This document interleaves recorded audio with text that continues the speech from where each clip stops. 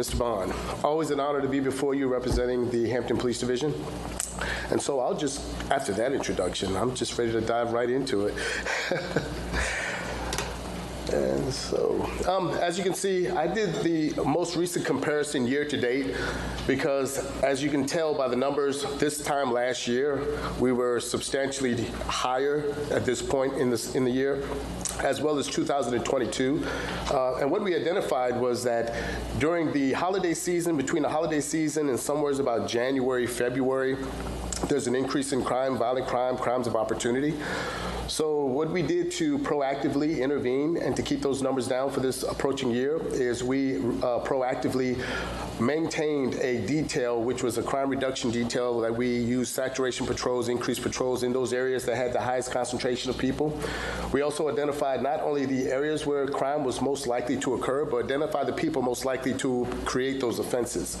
And so we use more along the lines of a laser precise approach. Rather than spreading our resources out so widely, we concentrated on the individuals and the neighborhoods to which they exist to, again, proactively deter any opportunities for criminal activity.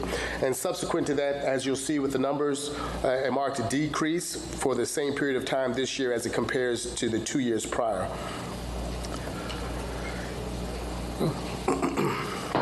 Any questions thus far? I mean, the numbers kind of speak to themselves, yes. And again, using the same, we use the persons deceased by gunshot injuries, subsequently that being either manslaughter or homicides. As it compares to last year, same period of time, we did have 4 homicides, but that is 6 less than last year, giving us a decrease of 60%. Also, the total number of injuries where someone survived an encounter of violence to which a gun was used, another decrease, of course, of 12, a decrease of 70%. So in total, we have a decrease of 66.67% of crimes involving a weapon, to include maiming, aggravated assault, or homicide. In addition to that, you'll see just below the demographic, and in all those categories as well, the demographic indicates a substantial decrease in the number of victims. And that's across the board, not only into the primary area where you see the black males have the highest rate, which the reduction this year was in excess of 72%, white males 50%, black females 50%, and no additional in the other categories. I like to give some credit, some kudos to our efforts with the youth. As you very well know, we are partnered with Letitia Handy and her Hopeful Hampton. We have our school resource officers in the school. We partner with the Commonwealth Attorney's Office with his program, Ceasefire. And with all those opportunities to make contact with our youth, I think that does bear us the fruits of our labor right here indicated in the numbers, whereas those numbers are coming down as it relates to our target audience for that, which is, again, our youth. I think that collaboration and that effort, applying several resources, several partnerships throughout the city, providing opportunities, services to those that are at risk, as well as the support groups that surround them, gives us a better opportunity to present options to them and keep them out of, I guess, choosing violence or crime as a only option. And continuing on, you'll see again our decrease. You'll see an increase in our burglaries. We did observe an increase in commercial burglaries. We had a temporary series where a commercial burglary would be like some of the cell phone stores or the vape shops. Those are specifically the target groups that we identified as having a problem or increase in larcenies, or burglaries.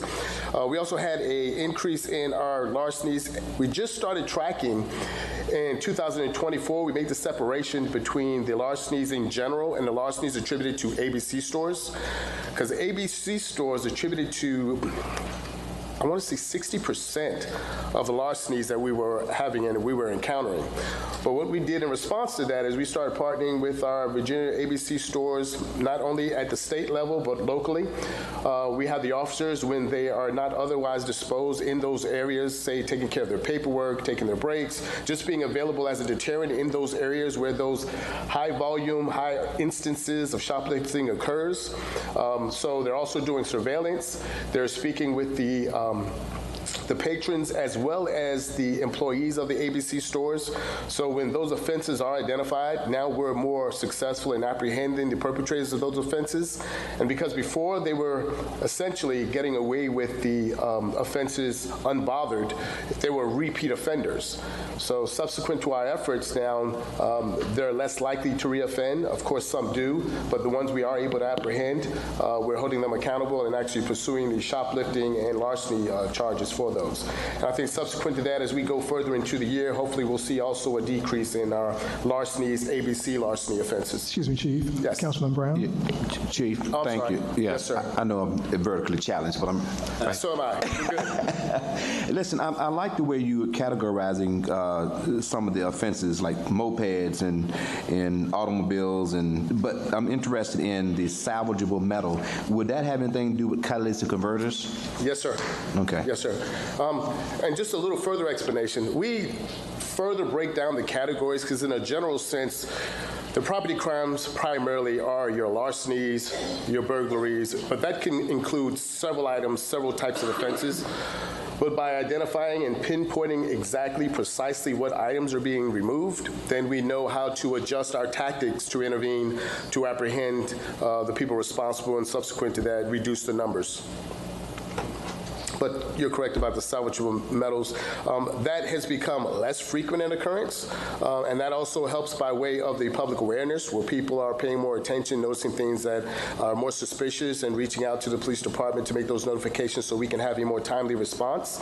And if they're even in the act of removing that item, we can intervene so they don't complete the crime, or we can make an apprehension. Excuse me, Chief. Sir, yes, sir. Looking at the motor vehicle theft, I think nationally there was a target for, was it Hyundai vehicles? Hyundais and Kias. Okay, is that the observation? That's correct. At one point, there was a production issue, and there was also a social media trend. And so with that, we were having, like everyone else, an uptick in the thefts of motor vehicles, for example, Hyundais and Kias, the various models that were subject to theft.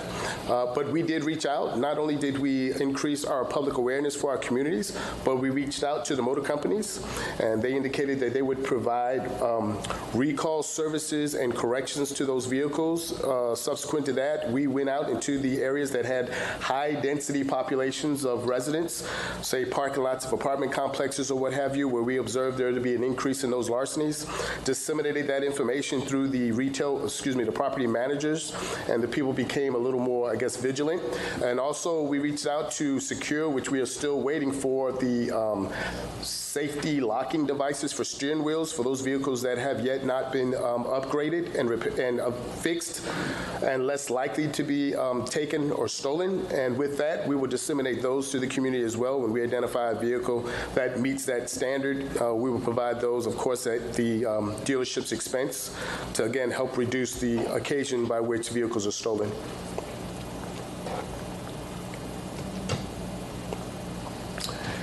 And then we dabbled into the clearance rates, and I'm so optimistic because I know that the rates will increase even more.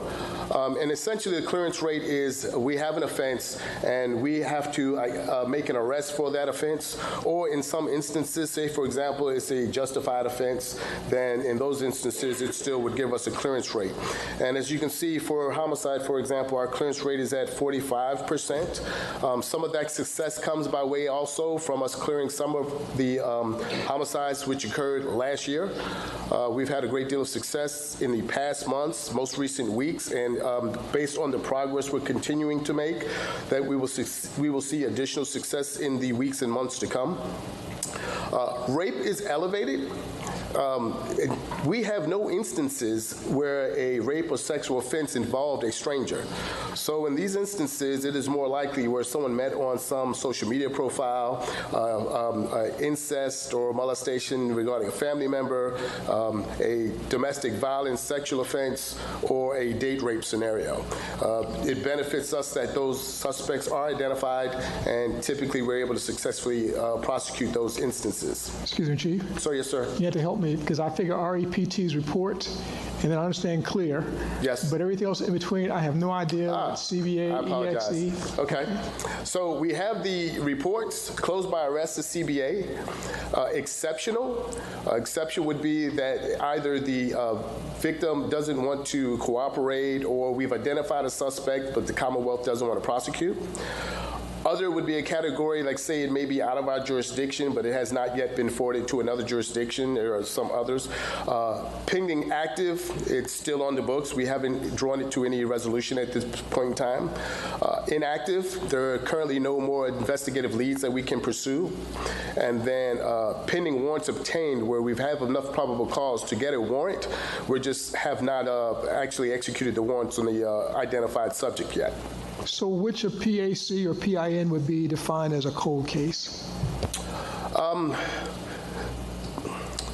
Well, cold case. When you say cold case, I dare to say that we actively investigate all the cases that we have, although we may not put forth the same amount of resources.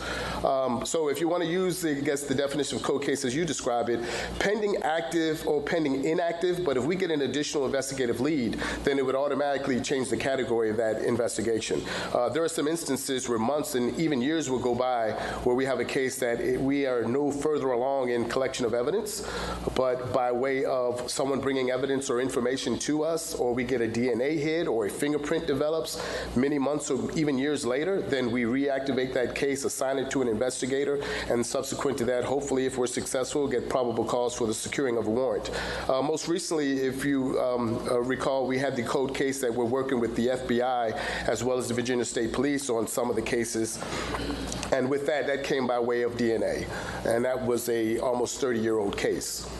But as soon as we get anything that helps us produce additional suspect leads, then it gets assigned, and we aggressively pursue that until we're no longer able to do so. Councilwoman Harper. Thank you, Chief. I appreciate your presentation thus far.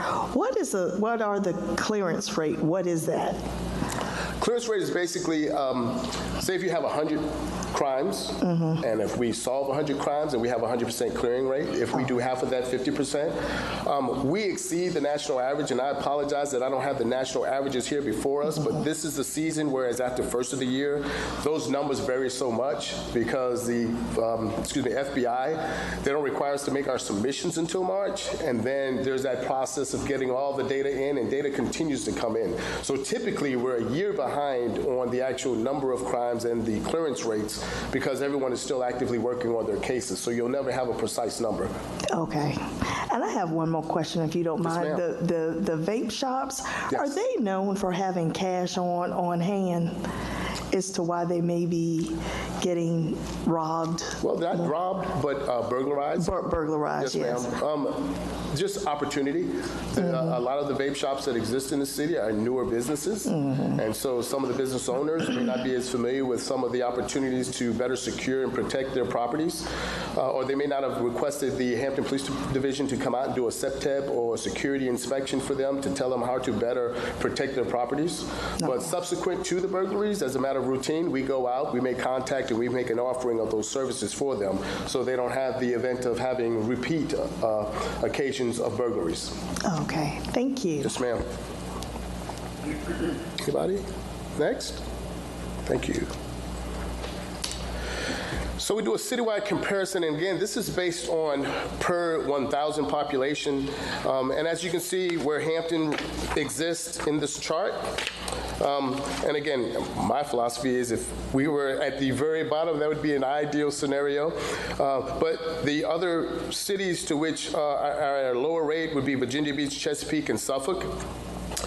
So that puts us in a fourth place holding, but keep in mind, when you look at per population and you look at land mass, we're a smaller, I guess, space to operate within with density that's comparable to the others.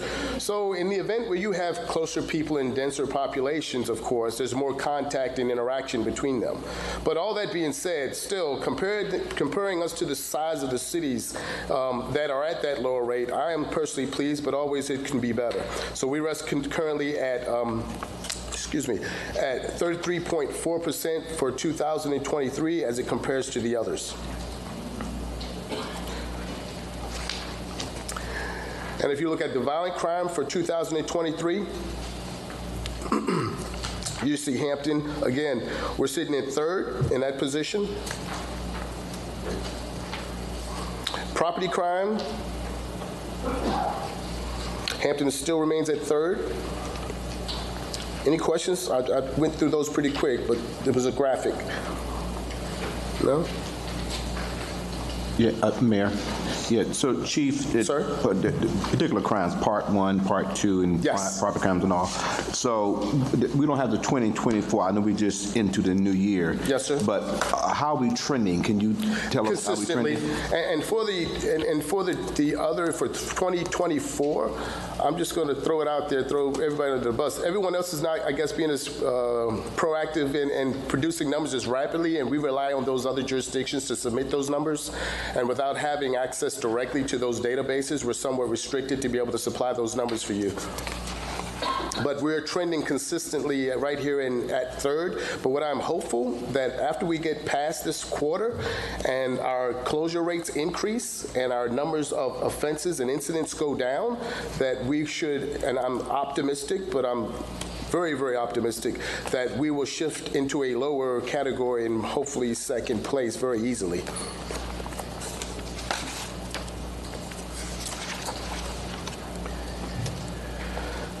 And you all are seeing some of the significant activity that we've had. And I will say today and tomorrow, we're mirroring a warrant operation that Newport News and Virginia State Police are conducting. So we have Virginia State troopers in the city as well as Newport News is doing the same. And what we have done is identified the people that are out there that had the most probability of being a threat to our safety, increasing our crime. And so with that, we have a warrant operation for the next couple days to apprehend these individuals. Typically, we've been really, really good about identifying the people that are most responsible for the issues within our city. And so when we can't convince them or talk them into moving into Norfolk, then we pursue them. And subsequent to that, we've been very productive. We have this 16-year-old that was arrested just past Friday, connection to the homicide on Fairland, which was the first homicide for this year. Additionally, we had Calvin Jackson, the 46-year-old male who was arrested, turned himself in. He was related to the domestic violence offense. Dwayne Marrow, if you recall, at Roanoke and Mercury in the parking lot of the 7-Eleven, the two subjects that were shot and killed by him. Most recently, the Riley's Restaurant homicide, Elijah James Saunders, he was apprehended. And Jordan Hakey, 22-year-old, who was arrested in connection to a domestic-related shooting involving an uncle. All that and still more to come because, again, we're still actively pursuing all the most recent matters and some of the previous matters involving violent crime in our city. And so I anticipate here within the next few days and weeks, this roster will increase with people that we have pursued and apprehended. And we do that by way of many of our partners. We have the benefit of a great relationship with Virginia State Police. I know one of the things that were concerning some of the community and the citizens was the traffic in our city, where some of these car clubs were coming to the city and driving recklessly and putting our citizen commuters at risk. And so we partnered with the Virginia State Police because, I mean, just to keep it simple, they do that better than we do. And so they're assisting us in increasing our traffic enforcement, being present, also with our criminal behavior that's occurring within the city. We also have it scheduled to sometime in May to have them come and revisit us again to help us force multiply our resources, especially during the summertime when more people will be out, especially along our major corridors and throughways. And so their presence and their enforcement will help us, again, keep our roads safer. Alcohol, tobacco, and firearms, because there are some weapons offenses that are occurring within the city, and they have the skill set as well as the resources to more directly, more effectively address weapons law violations, especially for the sales and possessions of firearms that have been altered, illegally obtained, or sold. And with their cooperation and support, we've been able to take some of these cases to the federal side of the House, have a long-term investigation, a more robust, identify more of the people involved, and hold them accountable within the federal system for prosecution. The Drug Enforcement Agency, or DEA, We're partners with the Hyder Group, and essentially what they do is target drug trafficking, not only in the Hampton Roads area along the 95 and 64 corridor, but again, they have a great many resources that we take advantage of as well in our partnership. And to each of these groups, we assign task force officers, which are Hampton police officers that are familiar with the needs of the Hampton or the city of Hampton. And in that partnership, we can make sure we're having the best bang for our buck, the best collaboration, and making sure we're deploying those resources in the places where they need be. And then we also use the United States Marshal Services, because when we have a fugitive and we need to pursue them and they cross the borders, the Marshals have no borders, and they support us both by technology and then resources in bringing the persons responsible for violent crime in our city into custody. So we do other things. We've got a lot of things we do, and I'll talk fast and I'll slow down if you want me to. I'm really, really proud of our school resource program, because this affords us the benefit of reaching out to the young folk in a place where they're most likely to be, and that is the schools. But our school resource officers are great mentors, they're leaders. You know, they're there for the young folk and the faculty to provide a safe learning environment, to have an opportunity to speak to somebody in a non-adversarial way, in a safe space. And the officers can identify anything that might be compromising their health and well-being, quality of life that's away from school or in school, because a lot of conflict exists in the neighborhoods, and we don't want that to bleed into the school environment. And so with that program affords us some opportunities to not only mentor, provide leadership, but to identify kids that might be in need of other services and provide those services and resources to them. With the Commonwealth Attorney's Office, Mr. Anton Bell, his Operation Ceasefire affords us many of the same opportunities where we can collaborate with his office, identify those children that are at risk, and young adults as well. And with that collaboration, reach out, provide services, and provide options for people, whereas they can seek resources to help them increase their quality of life, and again, understand that there are other options besides crime, violence, or victimization. Ms. Letitia Handy, which I pitch consistently a lot and all the time with her Hope for Hampton program, all the great work they're doing in the community, all the mentorship. We identify and we bring resources together. We provide those resources to her of at-risk youth, and then she grabs the mantle and does what she does with it. And then all of our community outreach. And we have so many community outreach stakeholders. I mean, it goes down to our neighborhood watch group, you know, our March and Elite groups, our community advocates, all those people that allow us to go into spaces, communities, and neighborhoods that we would not otherwise find ourselves, and reach out and determine what the need of the community is, opposed to making any assumptions about how we can better serve their needs.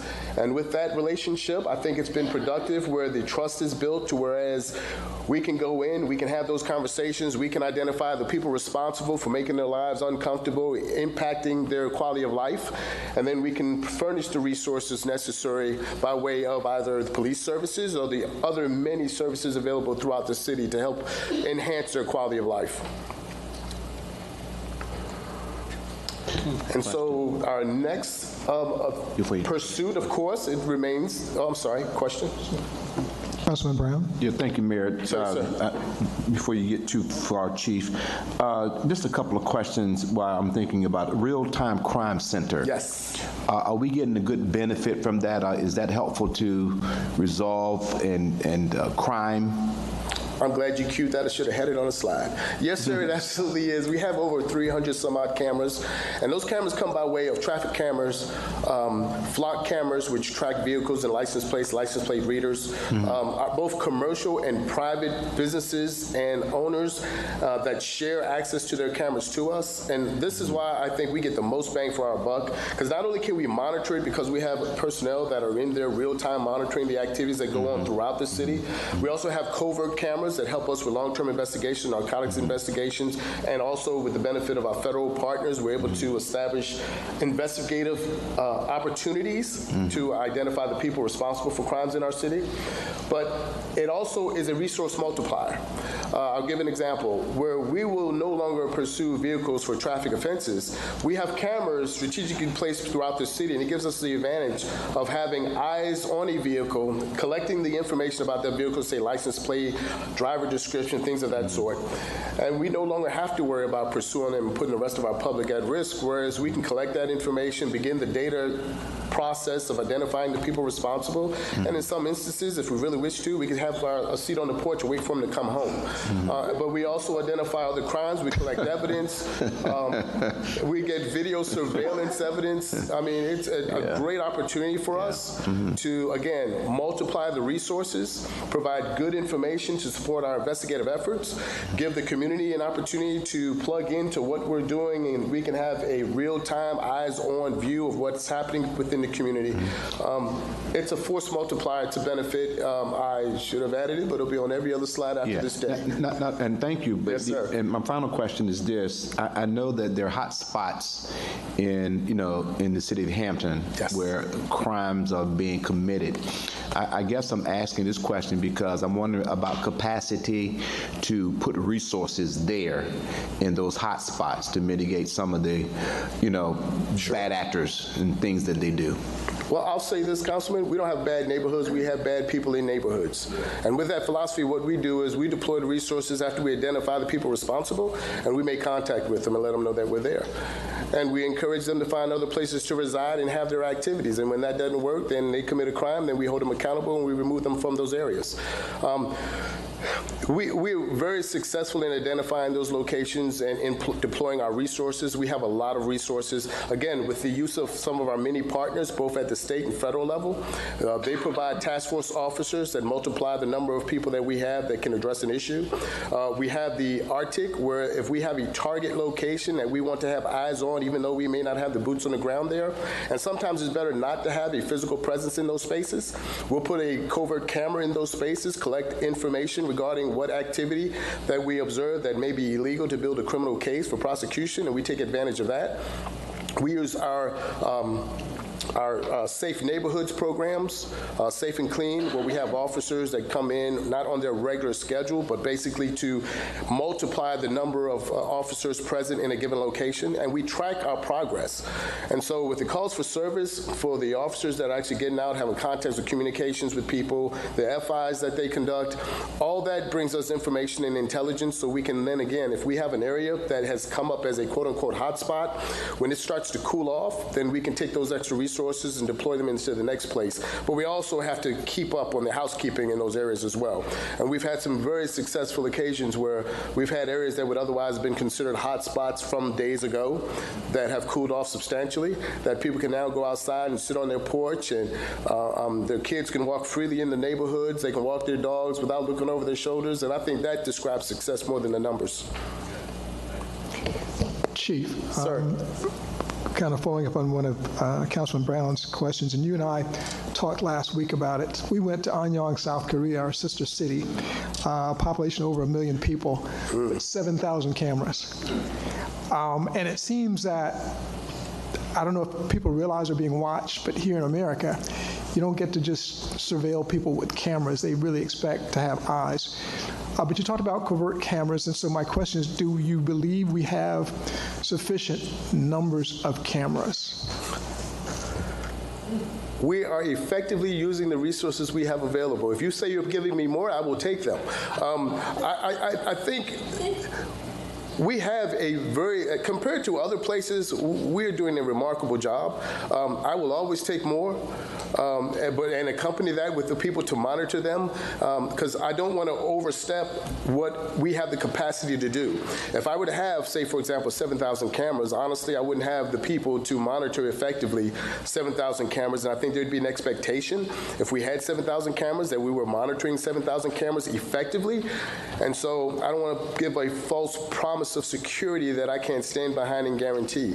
So that's an extreme, and it may not directly answer your question, but I'm satisfied with what we have. But I will say, though, as technology improves, the cameras we have can be improved upon, and thereby giving us a better result even with what we currently have in place. Right, and I think the city manager will agree.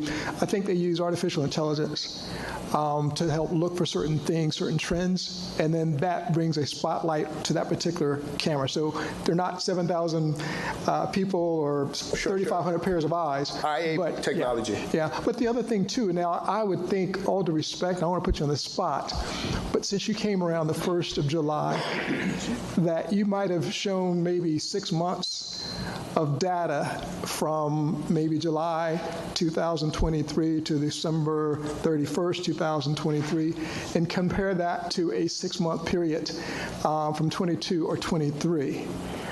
So maybe the next time you come, sure, let's see that, because I just want to, I think, and it's great to have that little snap in time or fiction time of January 1st to February 27th.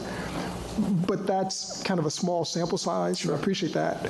To see maybe again what the 6-month trend has been, that will give you a chance to boast. But anyway, thank you for that aspect of it. And I guess the other part goes back to the maybe staffing. We know that a lot of folks are having challenges. For the things that you need to do you have sufficient personnel? And I know you'll always take more if we can give it to you and yes, we can find it. But for what you want to do as far as your style of policing right now, do you have sufficient resources? I'll say yes, because I have amazing people that do a whole bunch, and they're just talented. I inherited an amazing leadership staff, and I think the numbers indicate that we are successful with what we currently have. I ideally, in my vision of what I would like to do to increase and enhance the service delivery that we have currently, ideally, yes, I would love to double those numbers. Are we effective with the numbers we have? Absolutely. Could we be more effective? Yes, sir. I'm good, Chief. Thank you. Anybody else on council, questions or comments? Councilman Hobbs? Chief, I remember in your swearing-in ceremony, and I'm kind of paraphrasing, one of the last things you said was, and I love this, man, you just warmed my heart when you said it. You said, come Monday morning, Hampton Police Department's going to hit the ground running. And sir, it looks like you've done it. I'm proud of you. Thank you. Councilman Bowman. Thank you, Mayor. Chief, council was on an HRT bus a while back riding around Hampton, and we pulled up at a stoplight, and there was a 7-Eleven that had one of these portable camera solar units there. And I thought that helped support your efforts.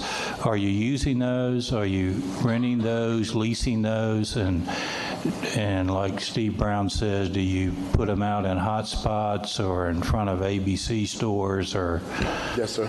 We're resourceful. What we're able to do, and we have a talented young man, Steve Johnson, who in some instances builds out cameras that we can deploy either covertly or otherwise. That's an example of having a deployable camera system, which it works as a deterrent, but it also collects information. When we have an area that becomes a hot spot, or if there's an incident, or if there's a special request from a citizen or a business for an area to be monitored, then we would deploy such an instrument in that location. I think you're probably talking about Roanoke and Mercury. Yes. And that was an instance where we had Mr. Merrow's committing an offense. And after hours, when the late night entertainment establishments closes, it's a gathering point for the young folk after the club. And so having that camera there is a deterrent where you have a lot of people in a condensed area, populated and intoxicated. Not only do we do the surveillance, but we increase our presence. And for many of the times, the people, they see it and they are just deterred from even stopping. So, yes, we deploy that as another tactic and another resource. Good stuff. Thank you. Yes, sir. Any other questions or comments from council? Okay. If I may, I know I'm not on council, but I just wanted for the public record, and I don't know if the chief wants to elaborate, I don't want to put him on the spot, but in terms of staffing, I do want to acknowledge that the council, I think, helped significantly with the implementation of the STEP plan this year. I've heard from many police officers who were contemplating retirement and with the STEP plan have said that they're going to stay at least 3 more years because of the way VRS works, maybe longer. And I know that we had some officers who left who are talking about maybe coming back. And so I think that will help with the staffing. And I just want to acknowledge, because sometimes the public doesn't see all the things that the council's doing. And we've talked a lot about the tactical operations. And since you brought up the question about staffing, I think the investment in the pay stub and the pay scale improvements has really helped morale quite a bit, not just in police, but in fire as well, and will help stabilize and improve the staffing. Of course, what really helps the staffing, and that may lead to the last chart the chief had up there, is widening the pool of talent, generally speaking. We prefer not to steal from each other as localities, but to get more people interested. I know, you'll take them anywhere, but, you know, we would prefer to get more people going into the profession of public safety generally. And so the chief is doing a lot to really entice more people to enter the profession, particularly with the Academy of Law of Public Safety with our high school academy.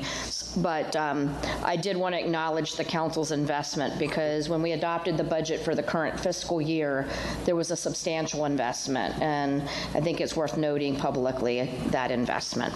And Chief, I don't know if you want to address that at all. You said it all. I was going to say all that just like that. Okay, all right. Well, you say, but you have more credibility because you have a gun. But to her point, it's very accurate, and that's why I indicated the STEP program was essential in us being able to retain some of the officers, because some of the more mature officers that have that invested like tenure, experience, knowledge base, they're at that point where they can very easily retire and separate. But the STEP plan was instrumental in retaining those people who have that institutional knowledge and help us mentor the people that we're leading up to be our successors. And it also has an amazing opportunity for us, because I was at an event just past week in Norfolk, and some of the Newport News officers were speaking about it and wanting to have a conversation with recruiters if that was an option. And hopefully Newport News doesn't call me later, but it does afford us the opportunity to get tenured officers from other cities that might be interested, especially, and I'll just pitch it while I have the airtime, from the south side that don't want to navigate the bridge every day back and forth, that live on this side. It's a benefit. And then the skilled bridge, where it gives us the opportunity to take some people that are about to separate from the military, that are looking to possibly go into a career of law enforcement, not just police, but also for our dispatch. We're looking to celebrate that as well. And we've had several success stories relative to people coming on board in both the police department as well as dispatch center by way of our skill bridge program. The benefit there too is they have already established careers elsewhere, and they're mature. They understand the discipline associated with a career in law enforcement or in public safety, so they're more grounded. They have life experience, and then they bring that to the table as an advantage for us. And then our Hampton City Schools Academy of Law and Public Safety, that is our recruiting ground. Let me tell you, so much so what we've done is expanded the number of cadets we're looking to hire. And by way of when they graduate at 18, they're not old enough to become sworn law enforcement officers because you have to be 21, but they can become police cadets. And with that, they can come on board, determine if they're interested in a full-time sworn career in law enforcement. We don't lose them during that time between graduation and 21. We can get them on board with employment with the police division, and if they wish to pursue a full-time career as a sworn officer, that's an amazing opportunity, and much of our staff currently basically came on board that way by starting as police cadets. So it affords us an amazing opportunity. And then we are pursuing a great deal of police recruiting events. We're getting out into those areas where we're most likely to have people interested in careers in law enforcement.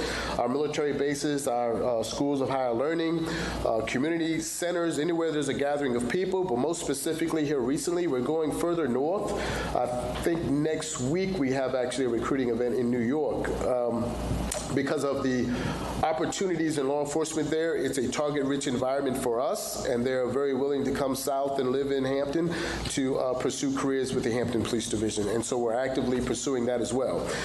And then to get back to some of our tradition, as you'll see, I've provided one of our newest recruiting vehicles in the old Hampton Minetti blue color scheme, as well as some of the new designs with the new badge, excuse me, the new, it's a new badge. But just some tradition back to our profession and back to local, what makes us unique.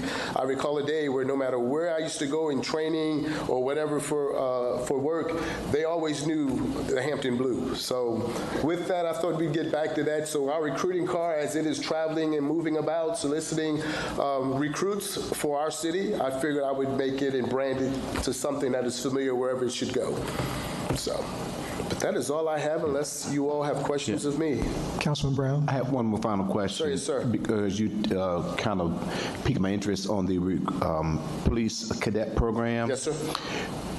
Because we have an academy of public safety and policing, So would they have to go through the strenuous background?